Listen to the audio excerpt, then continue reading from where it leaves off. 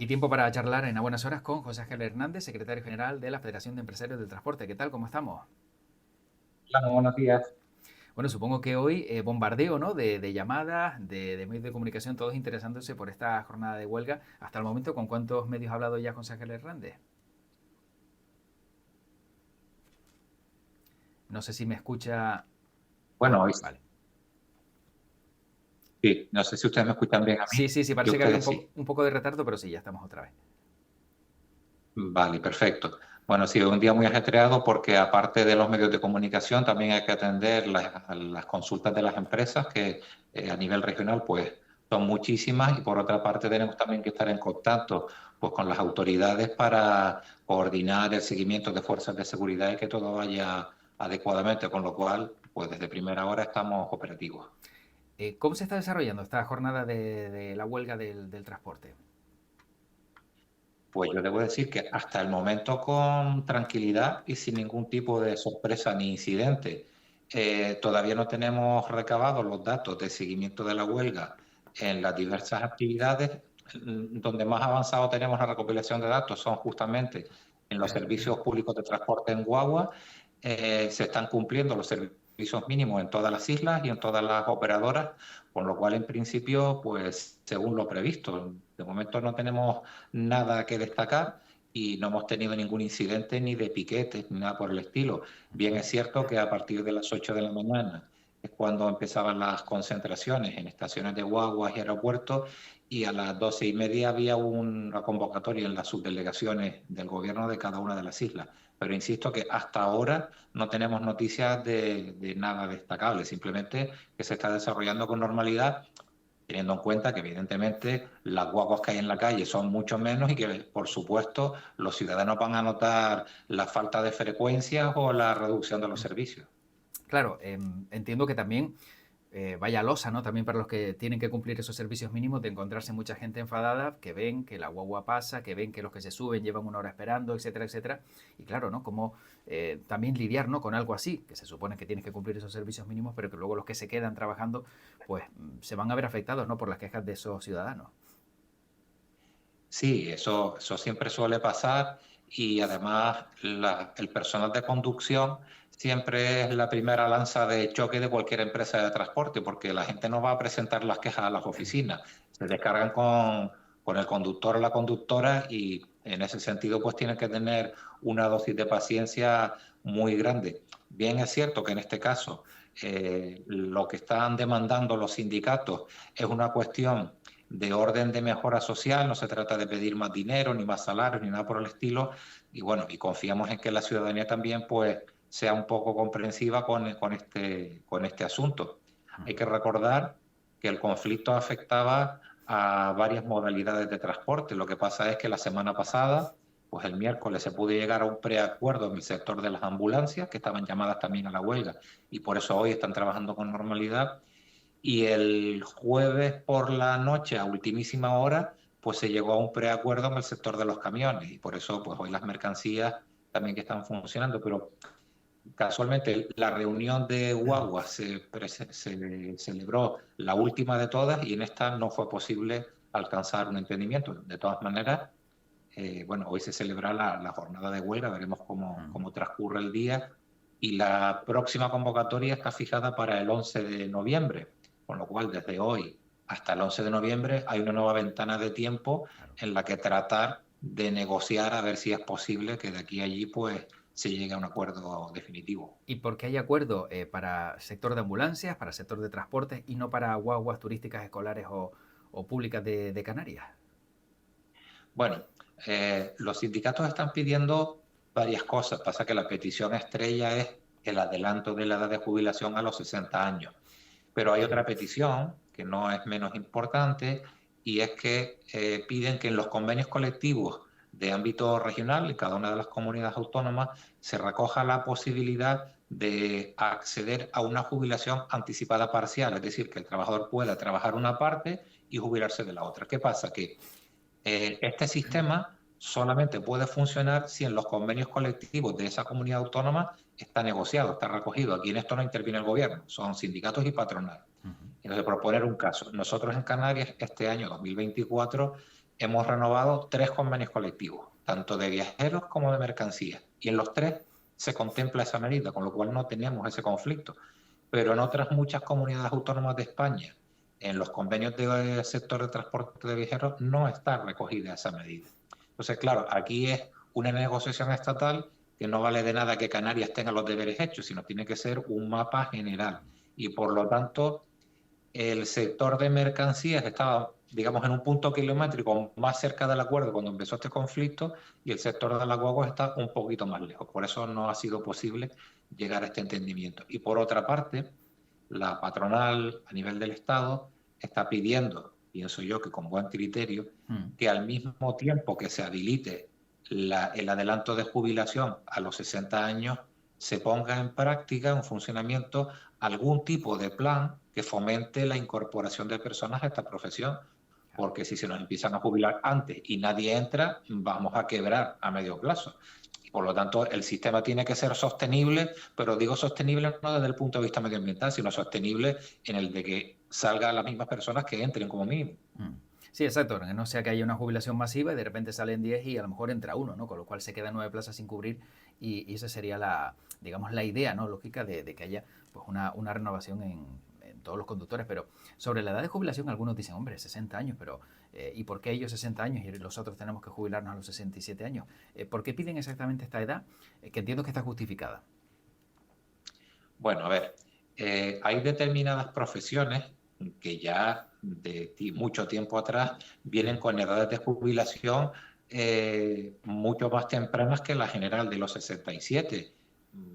Y no solo el ejemplo típico de los trabajadores de la minería, que todo el mundo entiende que acaban con el sistema respiratorio pues destrozado y por lo tanto llega un momento que no pueden seguir trabajando. Pero tenemos fuerzas de seguridad del Estado que se jubilan antes, militares que se jubilan antes, una parte de personal sanitario que se jubila antes. Es decir, hay determinados grupos profesionales que por distintas medidas se jubilan antes. Lo cierto es que en el sector del transporte se da una circunstancia curiosa. Hay un porcentaje altísimo de conductores y conductoras que a partir de los 60 años, 60, 61, 62, empiezan a presentar cuadros médicos derivados de su trabajo, de la conducción, además reconocido por el sistema sanitario. Lo que pasa es que legalmente no tiene cobertura ese reconocimiento que se hace a los médicos. Quiero decir, conductores y conductoras con dolencias en columna vertebral, en extremidades, en algún caso los caballeros problemas graves de próstata por estar tantas horas sentadas al volante y produce molestias y cuadros clínicos importantes. Y la vista y el oído, que también se ven afectados. Entonces hay un tema de maniobrabilidad y seguridad, porque no debemos olvidar que no se trata de un trabajo individual. El chofer o lleva 50, 60 o 70 pasajeros a bordo, o en el caso de un camión está cargando con 40 toneladas y por lo tanto debe estar en las mejores condiciones. Y ese es el motivo por el que se solicita el adelanto de la edad de jubilación. ¿Cómo se articula esta jubilación? ¿En qué condiciones económicas y demás? Es una parte también que queda pendiente de aclarar en este camino. Claro, porque si de repente dice, sí, sí, se jubilan a los 60 años, pero le damos el 30%, pues claro, nadie se va a querer jubilar, lógicamente, ¿no? Cada uno pues siempre va a buscar el mayor porcentaje de su jubilación y eso sería lo lógico, ¿no? Entiendo que también es una de las reclamaciones que ustedes tienen, ¿no? Que no sea, vale, me das la jubilación anticipada, pero ¿en qué condiciones? Efectivamente, y además uno de los planteamientos que se le ha lanzado al gobierno es que el Estado debe aclarar para el hipotético caso de que decida adelantar la edad de jubilación, quién la va a pagar, porque evidentemente esto tiene un coste que las empresas no podrían asumir. Nos cuesta pensar que el Estado vaya a incrementar las cotizaciones a los trabajadores porque ya tienen una presión fiscal bastante fuerte y por lo tanto digamos que la administración del Estado está detrás de la barrera, como en el toril de las plazas de toros, sin manifestarse. Y lo que sindicatos y empresarios también demandamos es que el Estado debería aclarar para ese caso en qué condiciones las pretende dar. Y eso no es así. De todas maneras, hay un aspecto muy importante. Es decir, lo que se está negociando ahora es no es la aplicación de la medida en sí. El gobierno ha manifestado desde el año pasado, desde 2023, que quien quiera acceder a un adelanto de la edad de jubilación, cuando me refiero a quien quiera es el sector profesional que quiera acceder a eso, tiene que partir de un previo acuerdo entre sindicatos y empresas de ese sector. El gobierno no va a admitir una solicitud unilateral de los sindicatos en este sentido si no viene acompañada del respaldo empresarial. Y viceversa, tampoco atendería a los empresarios si no viene acompañado del respaldo sindical. Entonces, en el punto en el que estamos ahora es en el de tratar de ponerse de acuerdo sindicatos y empresarios para hacer la petición al gobierno, que luego el gobierno habrá que ver qué es lo que hace con esa petición. Claro, para diferenciar lo que estamos hablando, estamos señalando directamente al gobierno de España, no al gobierno de Canarias, porque si hablamos de jubilación, Canarias no puede hacer nada al respecto. No, esto es un tema de ministerial, del gobierno del Estado. Por eso la huelga es estatal y por eso estaba explicando que aunque en Canarias, afortunadamente, nuestros convenios colectivos están muy avanzados en esta materia, pero no nos vale de nada porque es el gobierno del Estado el que tiene que articular en la ley que regula las pensiones de jubilación y la regulación de la seguridad social, la que tiene que articular esta medida. Es el ministerio directamente, no nadie con competencias en esta materia a nivel de las comunidades autónomas. ¿Tiene confianza José Ángel Hernández en que se puede bloquear este asunto y si no, pues los paros van a continuar e incluso se podrían convertir en una huelga indefinida, ¿no? Como hemos visto que también se argumenta que si esto sigue así y llegado a lo mejor pues finales de o principios de diciembre, a lo mejor la huelga es indefinida. Bueno, yo creo que los sindicatos han sido bastante consecuentes, han ido a, digamos, remover el árbol para llamar la conciencia tanto de las administraciones públicas como de la propia ciudadanía, que probablemente hasta hoy muchos ciudadanos no se hayan enterado de qué conflicto es el que tiene el personal del sector y qué es lo que se está reivindicando, pero digo que han sido muy consecuentes porque no han puesto un calendario radical de huelgas, han puesto un día en octubre, 3 días en noviembre que además están separados por semanas en medio, con lo cual se ve manifiestamente su intencionalidad de facilitar el que se pueda ir negociando o avanzando en la negociación y dando un toque de atención periódicamente pues para que tanto el gobierno como los ciudadanos no olviden que este problema está ahí. Yo quiero esperar que no lleguemos al 23 de diciembre y que esta huelga se convierta en indefinida, porque entonces sería un fracaso total. Creo más probable de que si no se llegara a un acuerdo, pues trataríamos de volver a los cuarteles de invierno a ambas partes para remeditar esto en privado y ver de qué manera se pudiera afrontar de una manera que no lesione principalmente al usuario, que es el que se ve perjudicado aquí, y luego no debemos olvidar también que las empresas y los propios trabajadores los días de huelga no salen gratis, ni para las empresas ni para los trabajadores, con lo cual es un esfuerzo importante que hay que medir de una manera bastante razonable, sobre todo en una época como la navideña a la que nos enfrentamos. No nos olvidemos que además en Canarias concretamente tenemos una situación que yo diría un poquín agravada, pero agravada por el éxito.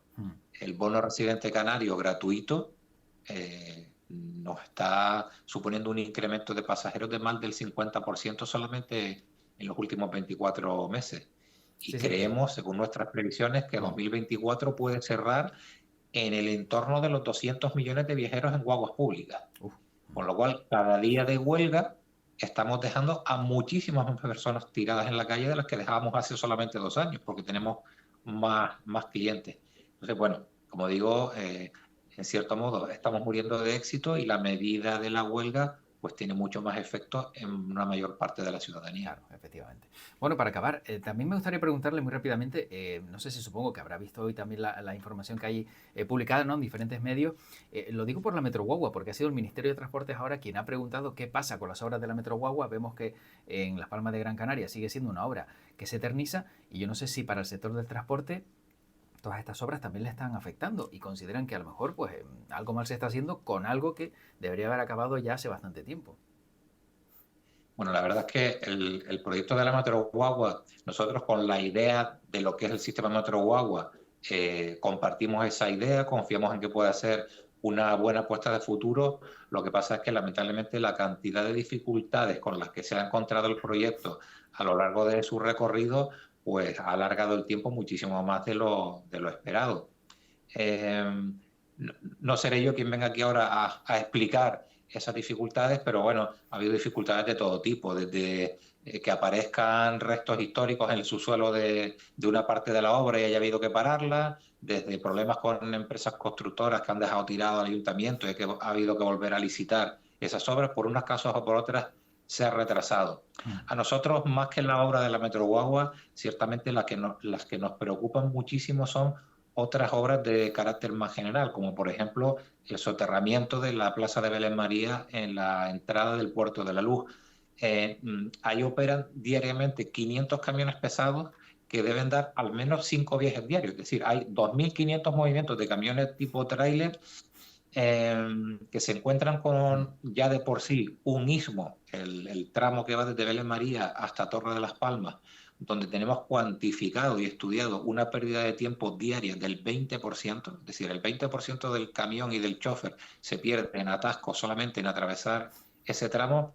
Y ahora con la obra de soterramiento, pues están nuestras empresas muy preocupadas, principalmente porque no hemos terminado de comprender por qué no se ha afrontado primero el arreglo de Torre de las Palmas y Julio Luango, que es donde creemos que verdaderamente está el tapón, que no en esta plaza de Belén María, que sí es cierto que puede colaborar a agilizar el tráfico del Cebadal, pero para que se incorporen 100 metros después al mismo atasco del Istmo. Claro. Sí, sí. Y ese tipo de obras nos preocupan. O la falta de un proyecto inmediato en la zona de la Mareta de la Gran Canaria 1, donde se producen unos atascos que afectan a toda la ciudadanía y eso es diariamente. Entonces, eso para nosotros sí que son problemas de primera magnitud. La Metroguagua también es un problema, pero bueno, afortunadamente el ayuntamiento en su momento decidió afrontar la obra por tramos separados y no levantar la ciudad entera, porque si no sí que nos hubiera supuesto un follón. La parte que no está cubierta y que es la que llevamos intentando hablar con el ayuntamiento, bueno, intentando no, llevamos hablando con el ayuntamiento, mejor dicho, desde hace un tiempo atrás, es la necesidad de reorganizar las zonas de carga y descarga. Necesitamos cada vez mayor número de zonas de carga y descarga y con las obras de Metro Guagua se están anulando muchas de ellas, con lo cual necesitamos que se reubiquen en otras partes porque además el comercio electrónico está incrementándose cada día más y eso significa que los furgones de reparto a domicilio cada vez necesitamos más y por tanto es necesario que se habiliten estas zonas. Bueno, pues quedamos también con esa última reclamación y agradecemos a José Ángel Hernández, secretario general de la Federación de Empresarios del Transporte, que nos haya atendido en el día de hoy en esta jornada de tanta actividad y de tanta intensidad. Un fuerte abrazo y estaremos muy pendientes de que ojalá pues todo el conflicto se pueda resolver cuanto antes. Muchísimas gracias. Nada, en ello confiamos y muchas gracias a ustedes por darnos voz. Hasta luego.